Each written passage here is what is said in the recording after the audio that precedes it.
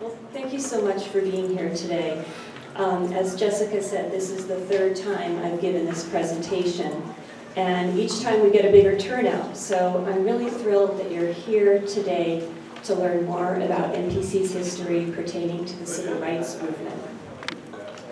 It wasn't until I started reading MPC's old newspapers that I learned that such exciting things were happening on campus during the 1960s.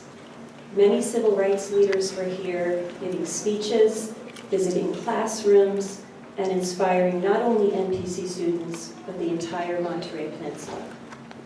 So I'm going to talk for about 25 minutes, and please help yourself to all this delicious food. And then afterwards, I invite you to go into the library to view the exhibit on the third floor, which includes some beautiful African artifacts and also some information about MPC's Umoja program.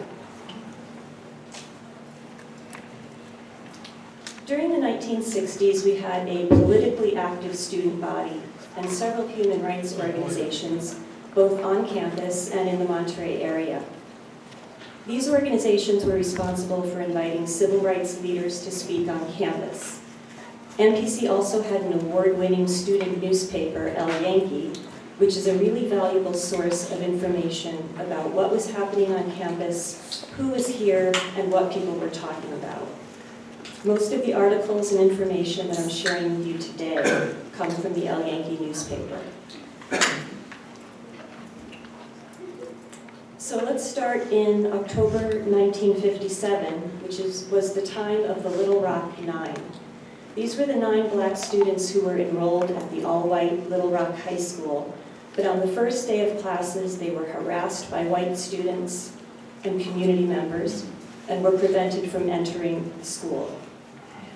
This event started a national discussion on the issue of school desegregation, and the Yanqui newspaper published a 3-part series on this topic. They interviewed students, faculty, and a representative from the Monterey chapter of the NAACP. And he said, "The Negro asks no favors of anyone. He simply wants an equal chance to be socially, politically, culturally, and economically the same as everyone else." Notice the photo on the right that was published in Yanqui in October 1957. The caption reads, "Study session, 2 MPC students study up a storm in the student lounge.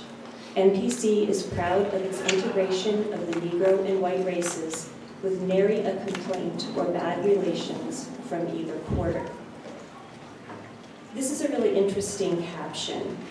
Clearly, MPC was a better environment to be in than a lot of other places at that time. But to suggest that there was always racial harmony was unrealistic. We know there was racism here in 1957. But it's nice that the newspaper presented this optimistic vision of how things could be and should be on a college campus.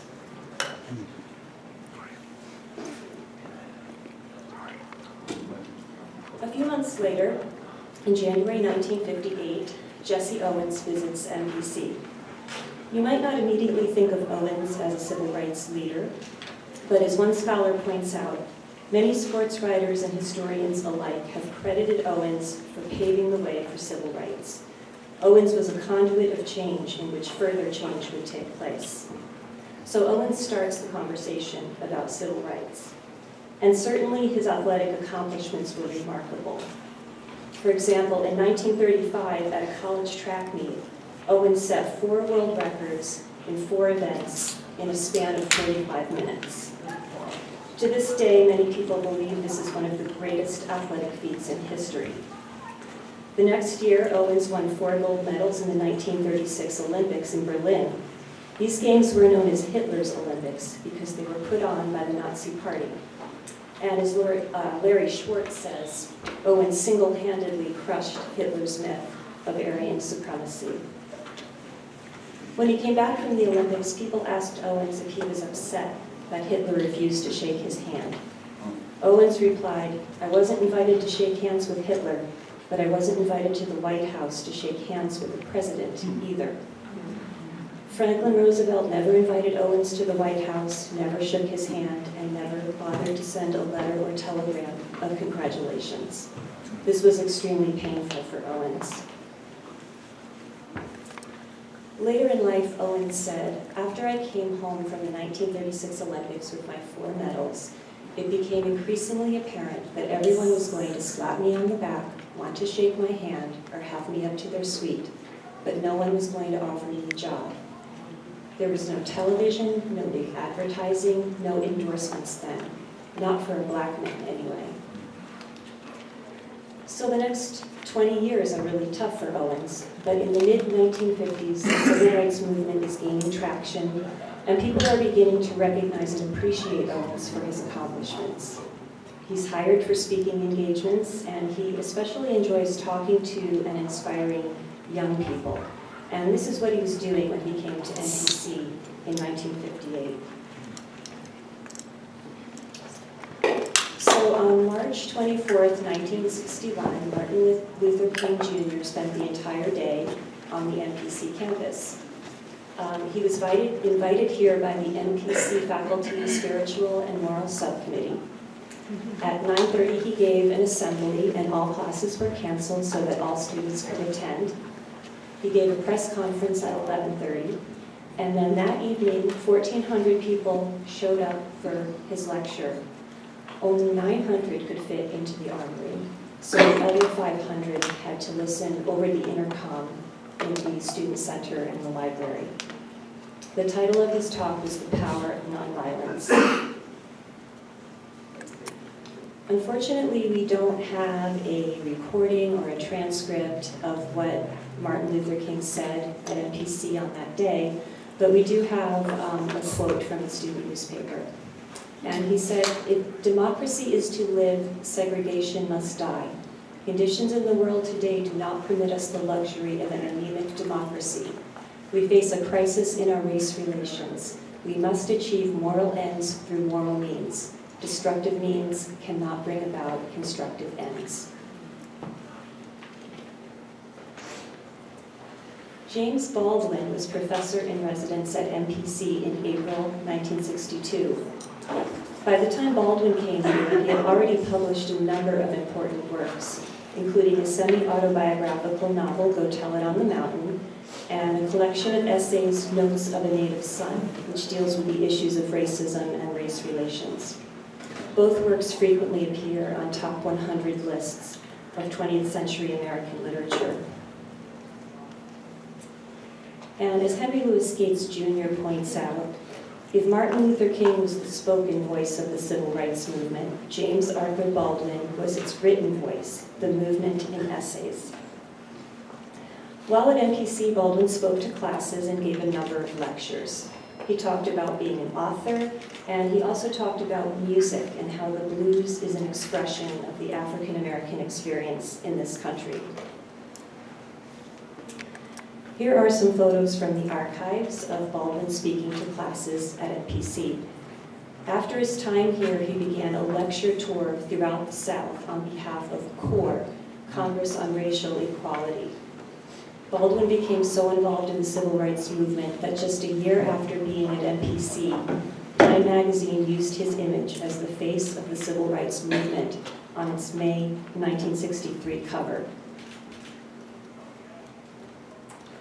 Baldwin has definitely had a resurgence in the past few years, and you see him and his work referenced quite frequently.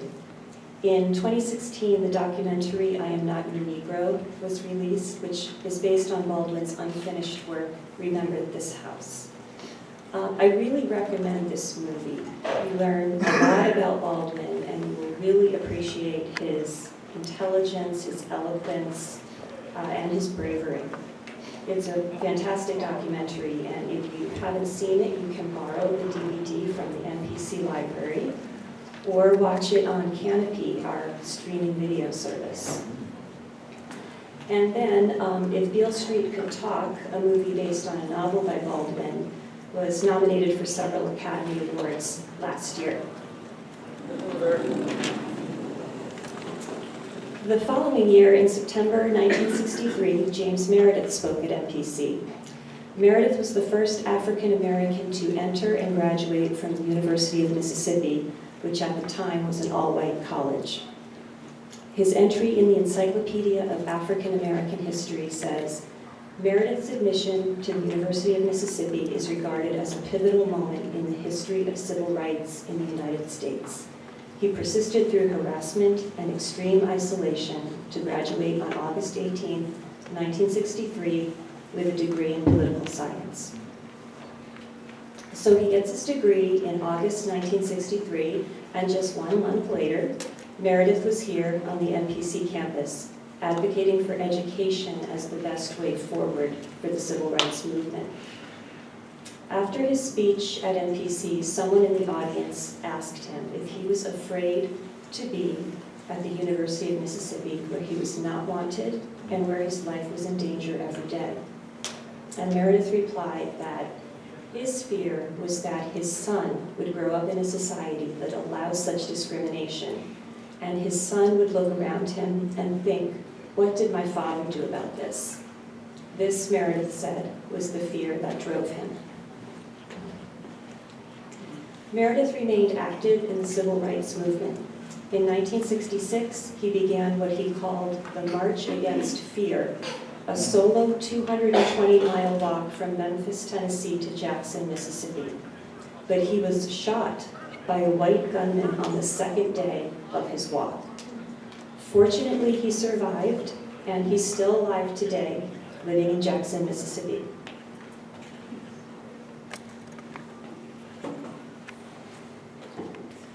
Horace Caton was at MPC just 1 month later, in October 1963. Caton was the author of the nonfiction work Black Metropolis, a study of Negro life in a northern city, which is a history of the Black community in Chicago's South Side. Later in life, Caton moved to Santa Cruz, so he had a unique local perspective on race relations in our area. And he had a lot to say about the white population of the Monterey Peninsula. He said, Monterey and Carmel are fairly civilized in a tired way, but I find the same attitude here that I find in the South. Deny the Negro's existence, and maybe he'll go away. So Caton was really calling out the white community in our area, and he was saying, even though we're in California and not in the Deep South, there is still racism here. His point was that until people of color have equal access to employment, education, and housing, we are living in a racist society. And he finished his speech by saying, the United States is fighting for its life on the world scene because of the race issue. America is going to have to rediscover its values of morality or go under. I see the problem as essentially a white one, and it's up to the whites to solve it. As for me, I'll just sit back and agitate. When Ralph Bunche spoke at MPC in May 1964, he was here to talk about the importance of the United Nations, an organization which he helped found. Bunche had an impressive list of accomplishments. He was valedictorian of his class at UCLA in 1927. He received his doctorate from Harvard and became Harvard's first African-American tenured professor. Bunche was also the first African-American to win a Nobel Peace Prize, which he accomplished in 1950 for his mediation in the Arab-Israeli conflict. Although his purpose at NPC was to discuss the UN, Bunche was an important figure in the civil rights movement. The year before coming to NPC, he participated in the March on Washington, and the year after visiting NPC, he walked side by side with Martin Luther King in the march from Selma to Montgomery.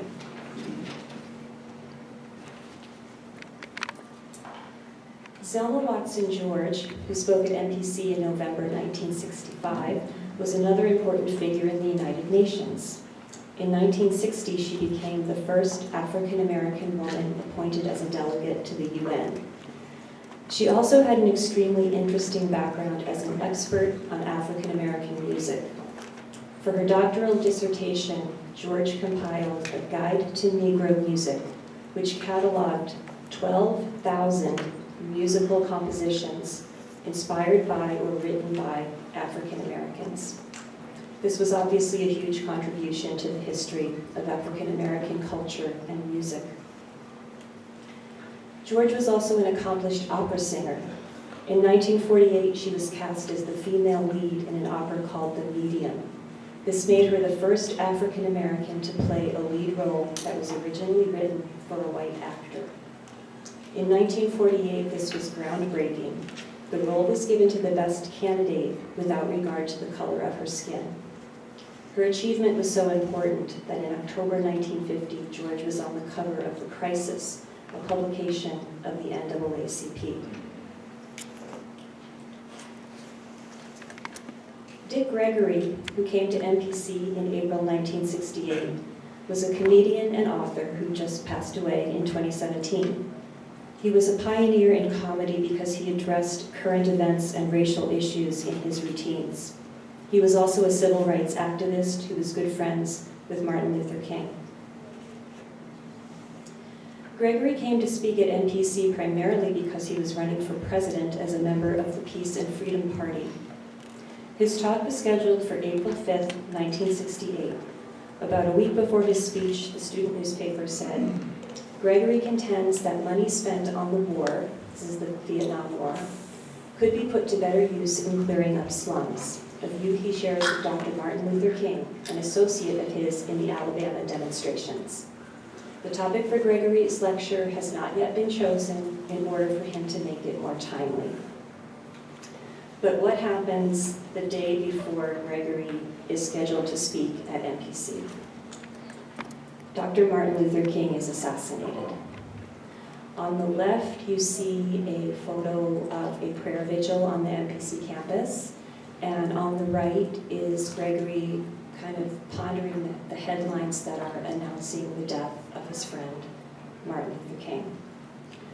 Now, amazingly, Gregorys' speech goes on as scheduled the day after the assassination. Again, we don't have a recording or a transcript of what he said, but we have pretty extensive quotations from the student paper. And he said, "You young people will bear the burden of what happened. King was killed by a whole country, a sick society. I'll tell you how sick this country is. People who teach love, we hate. King wasn't killed by a white Southerner. He was killed by an American in America. The world lost a great man. I'd be lying if I said there will be peace in this country. This will be the worst month in the history of man. Ours is the most racist society in the world." So you really get a sense of how impassioned his speech was and how he was sharing his anger and frustration with the MPC audience. The very next month, Harriet Edwards is on campus. Edwards is credited with inventing the field of sports sociology, and he wrote a book called The Revolt of the Black Athlete, which just had its 50th anniversary printing. He was involved in the Olympic Project for Human Rights, and he is given credit for inspiring the Black Power salute at the 1968 Olympics. You're probably familiar with the photo on the cover of the book, which shows Tommy Smith and John Carlos on the medal podium with raised fists. By the way, Smith and Carlos were students at San Jose State, and there's a statue on campus that commemorates this moment in history. So this protest took place at the Olympics in October 1968, just a few months after Edwards was here on campus. So it's amazing to me that many of these civil rights leaders came to MPC when they were at the peak of their influence and in the midst of some of their most important activities and protests.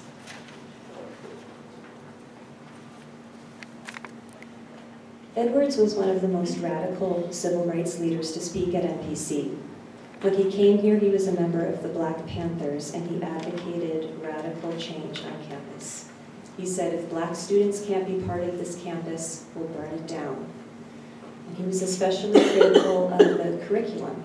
He said, for Black students, it's misleading, degrading, and insulting. The books don't tell you that other races helped to develop America, not just white folks. And then someone in the audience asked him, "Do you hate all white people?" And he said, "I don't have enough time to hate all the whites that deserve to be hated."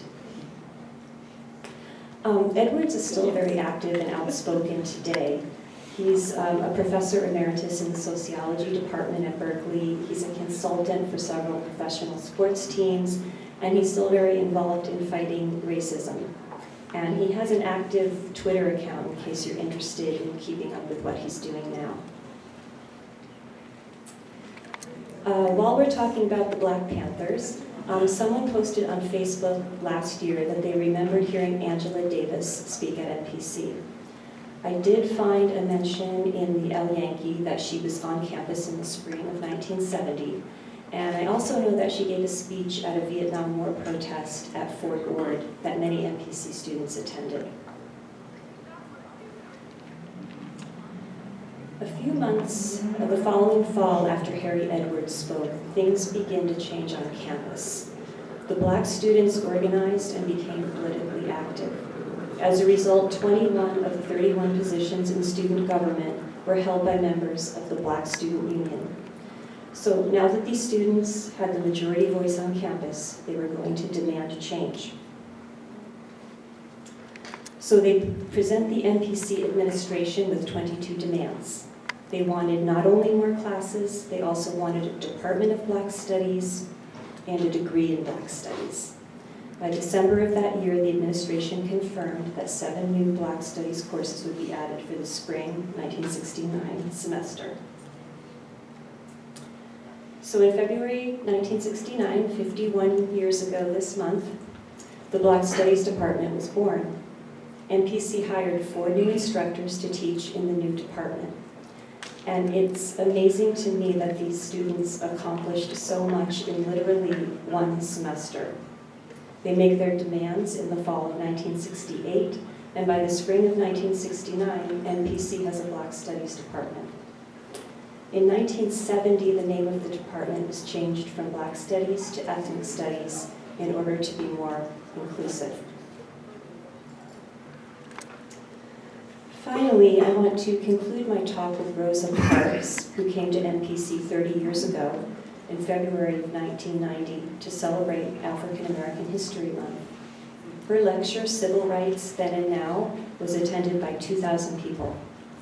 And in a way, we've come full circle because Rosa Parks is considered the mother of the civil rights movement. And her refusal to give up her bus seat to a white passenger in Montgomery, Alabama in 1955 really launched the civil rights movement. Here are some more photos of Rosa Parks at NPC. And I want to finish with a quote from Parks. "I knew someone had to take the first step, and I made up my mind not to move. Our mistreatment was just not right, and I was tired of it." So thank you for being here today. I really want to thank Elroy Gardenhire and the Black Student Union for providing all of the delicious food today. And I also want to thank Elizabeth Thomas for all of her help with this event. I also wanted to let you know that this presentation is available online on the library website. So if you go to the tab on the left-hand side under Library, you'll see Archives and Special Collections, and then under that is Archives Features. And that's where you'll find the slides for this presentation. If you have any questions or comments, let me know. And if you're interested in learning more about NPC's history, I post weekly on the library's social media pages using the hashtag #LoveNPCHistory.